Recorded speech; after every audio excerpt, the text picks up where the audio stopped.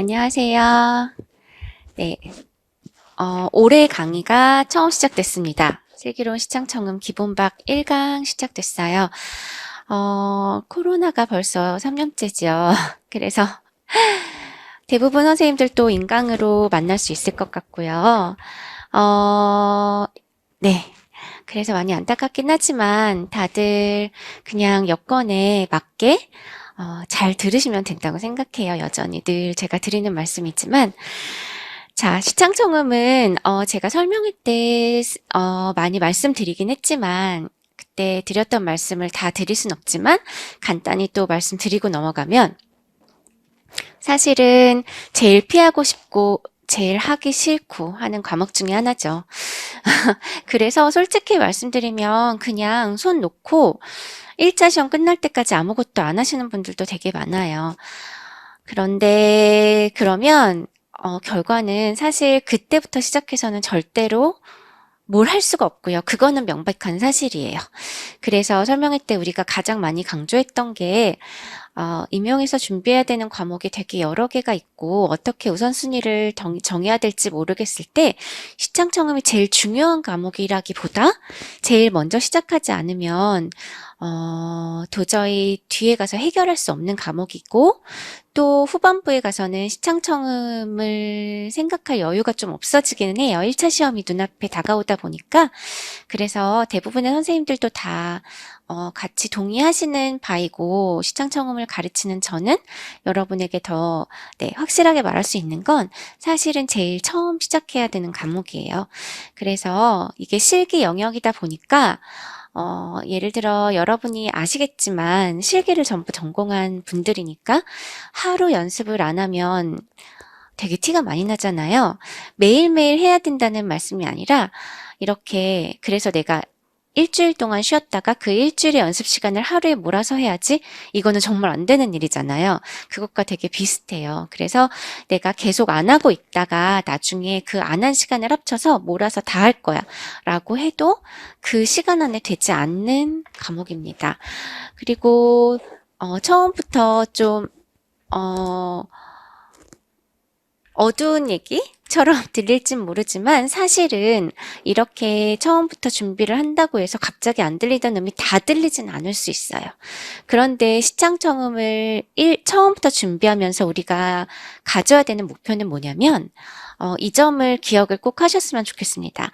본인의 위치에서 지금 본인이 가진 실력에서 하나를 더 적고 두 개를 더 적고 세 개를 더 적고 더 많이 적게 되는 게 목표예요. 여러분에게 100점을 맞으라고는 목표를 드릴 수는 없어요. 제가 화성학 강의를 같이 하는데 화성학은 100점을 맞을 수 있다고 제가 얘기를 많이 드려요. 그거는 정말 그렇게 할 수 있기 때문이고 그런데 시청점은 그렇게 어려울 수 있지만 우리의 목표는 지금 내가 내 수준에서보다 훨씬 더 많이 적고 그래서 최대치를 이끌어내는 것.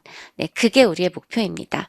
물론 잘하시는 분들은 거기에서 더 나가서 100점을 지향할 수도 있지만 사실상 그렇게까지 100점을 향해서 정말 만점이라고 받아오시는 분들이 저는 거의 많지 않다고 생각해요. 그러니까 그렇게 기대치를 갖고 시작하시면 중간에 포기할 가능성이 있기 때문에 말씀드리는 거고 내가 오늘보다 내일 하나를 더 줬고 그 다음날 하나를 더 줬고 했을 때 그 기쁨을 누리면서 스트레스를 받지 않고 점점 나가실 수 있게 만들어 드리고 도와드리는 게 또한 저의 목표입니다. 자, 그래서 지금부터 저를 만나시는 분들은 정말 선택을 잘 하신 거고요. 음이 되게 안 들리죠. 음이 정말 잘 안 들리고 리듬과 음을 따로 나눠서 말씀을 드렸을 때 리듬은 제가 거의 다 어려운 리듬도 들을 수 있도록 훈련을 잘 시켜드릴 수 있어요. 음도 그렇게 훈련을 시켜드리는데 음은 훨씬 느는 내가 실력이 느는 속도가 굉장히 느려요. 너무 불공평하지만 절대음감을 완전히 갖고 태어난 사람, 정말 음을 잘 듣는 사람들은 그런 훈련이 필요 없고요. 그렇지 않은 사람들은 굉장히 천천히 듣게 됩니다. 그런데 제가 여기서 일주일에 한 번 여러분을 만나서 들려드리는 것으로는 부족해요. 그래서 음을 듣는 거는 여러분이 스스로 연습을 하셔야 돼요.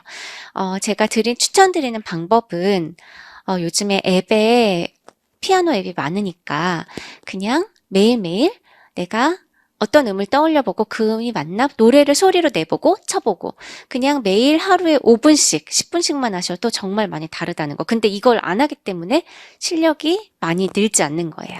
네, 그래도 일주일에 한 번 만나서 하면 조금 나아요.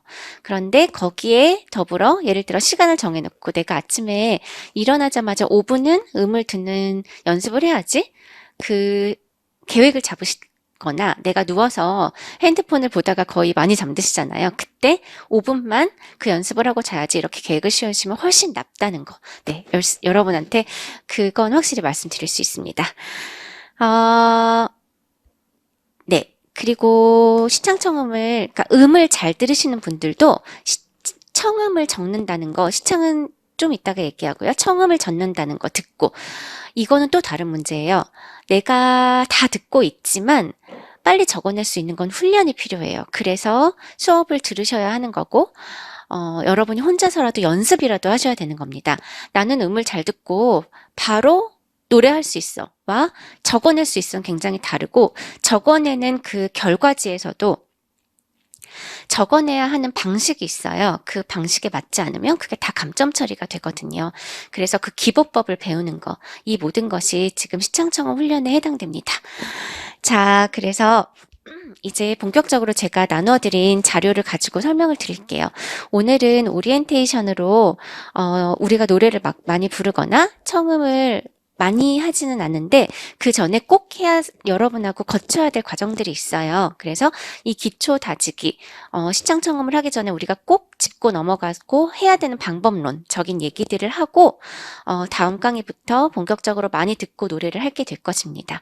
근데 오늘 강의 되게 중요해요. 되게 중요한데 제가 반이 기본반, 심화반, 실전반으로 나뉘어져 있는데 3월 실전반에서는 이만큼까지 자세히는 말씀드리지 못해서 기본반에서 하는 이 작업이 되게 중요하다는 거 여러분이 기억하셨으면 좋겠습니다.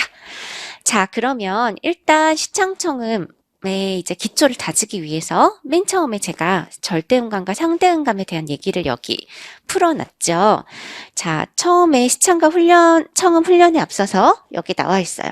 원래 제가 아이패드로 펜슬을 가지고 설명하면서 하이라이트도 하고 하는데 오늘 제가 연결잭을 잘못 갖고 와서 노트북을 연결하게 됐어요. 그래도 다행히 오늘은 이 정도에서 끝날 수 있어서 제가 하이라이트를 직접 색으로 못 칠하지만 제가 이렇게 손가락으로 지시하면서 여러분하고 같이 볼게요. 네. 시창과 청음 훈련에 앞서서 가장 중요한 게 여기 본인의 음감 상태를 파악하는 거예요. 왜냐면 가끔 가다가 상대 음감으로 들으시는 분들이 있어요. 다 상대 음감으로 듣는다는 건 모든 게 다 개 이름인 거예요. 예를 들면 자, 베토벤 합창곡이 있어요. 이게 미미파 솔솔파 미레 도도레 미미레레 이렇게 들리는데 이것도 미미파 솔솔파 미레 도도레 미미레레 이렇게 들리고 이것도 또 미미파 솔솔파 미레 이렇게 들리는 거예요. 어떻게 쳐도 조성이 확립된 상태에서 같은 개 이름으로만 들리는 분. 그런 분들이 상대음감이에요. 그래서 이런 분들은 상대음감이고, 자, 절대음감이라는 건 절대음감부터 설명할게요. 기준이 되는 다른 소리의 도움 없이 방금 전에 조성이 바뀌었기 때문에 기준이 되는 소리라는 건 조성에 있어서 그 조성을 유지하는 으뜸음, 그런 음들 간의 관계가 달라지는 걸 얘기해요. 자, 그런 기준이 되는 소리가 없이 그냥 음 하나하나를 그냥 도면 도샵이면 도샵, 미플랫이면 미플랫 그렇게 듣는 거죠.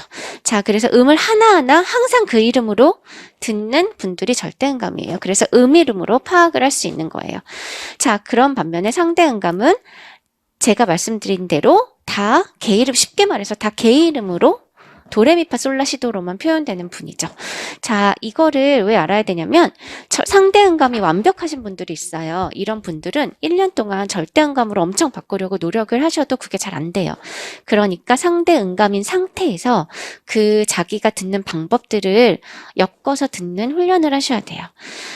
그런데 제가 이렇게 오랫동안 시창청을 가르치면서 정말 오랫동안 가르쳤거든요. 제가 학교에서 대학을 가고 전공을 하면서 작곡을 전공했기 때문에 계속 정말 1학년 때부터 시창청음 아르바이트부터 나중에 학교에서 강의까지 계속 한 굉장히 20년 이상을 가르쳤죠. 되게 오랫동안 가르쳤는데 그러면서 완전 완벽한 상대의 음감을 가진 사람은 거의 많이 못 봤어요.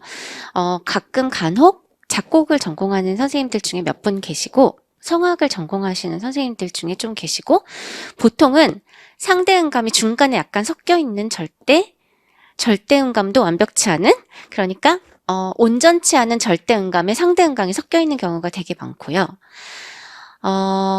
피아노를 전공하시거나 바이올린을 전공하신 선생님들은 조금 절대 음감이 많은 편이에요. 네, 이렇게 좀 나뉩니다. 자, 그러면 완벽한 절대음감이라면 여기 써 있는 대로 대부분은 귀를 훈련해야 될 필요는 없죠. 음을 다 듣고 있으니까. 근데 완벽한 절대음감을 가지지 않고 이도저도 아닌 약간 애매한 상태인 분들은 지금부터 절대음감을 갖도록 노력하는 게 훨씬 빠릅니다. 내가 상대음감이 약간 섞여 있어. 그건 약간 섞여 있는데 상대음감으로 훈련해서 아예 그쪽으로 가는 게 훨씬 어려운 일이에요. 이거는 단시간에 되는 일이 아니고 어려서부터 혹은 내가 전공을 하면서 그 전공의 특성상 훈련이 그렇게 돼 있었기 때문에 그렇게 빨리 가는 게 되게 오랜 시간에 걸쳐서 그것도 상대음감이 돼요. 그래서 이렇게 약간 섞인 분들이라면 완벽한 절대음감으로 가도록 노력을 하는 게 훨씬 빠릅니다. 이거를 왜 제가 확신 있게 말씀드릴 수 있냐면 제가 완벽한 상대음감이었어요. 진짜 완벽히. 어떻게든 이거를 정말 임시표까지 다 상대음감의 개 이름에 임시표까지 붙여서 들릴 수 있는데 저는 어려서부터 한 3, 4년 되게 오랫동안 그렇게 훈련을 어린이 합창단을 했었는데 그렇게 받아왔어요. 그래서 저는 그게 맞는 줄 알았어요. 상대음감으로 항상 개 이름으로 읽어야 되는 걸. 근데 나중에 제가 예원학교 중학교를 예원학교 다녔는데 그때부터 학교 가서 약간 현타가 왔죠. 선생님들이 다 절대인 거예요. 상대음감으로 읽는 게 맞다고 생각했던 제가 너무 깜짝 놀랐어요. 그래서 상대음감을 완벽히 갖고 있다가 저는 작곡을 전공해서 입시를 봤어야 되는데 완벽한 절대음감을 가지고 있어야 유리한 시험을 봤었어야 돼요. 그래서 되게 오랜 시간 끝에 같이 갖게 된 케이스인데 그걸 훈련하면서 생각한 건 옆에서 이렇게 전공하는 선생님들 보니까 사람들을 보니까 상대음감으로 가는 건 아예 불가능하더라고요. 그래서 저처럼 특이하게 오랫동안 이렇게 훈련을 받지 않으면 안 되는구나라는 걸 알아서 아니면 자기도 모르게 은연중에 그렇게 훈련이 돼서 상대음감이 이미 되신 분들이 아니고는 상대음감으로 가는 건 더 훨씬 힘든 일이에요. 그래서 내가 하나하나를 앱으로 찍어서 그게 도샵이다, 미플레시다, 솔샵이다 이렇게 듣도록 노력하시는 게 훨씬 빨라요.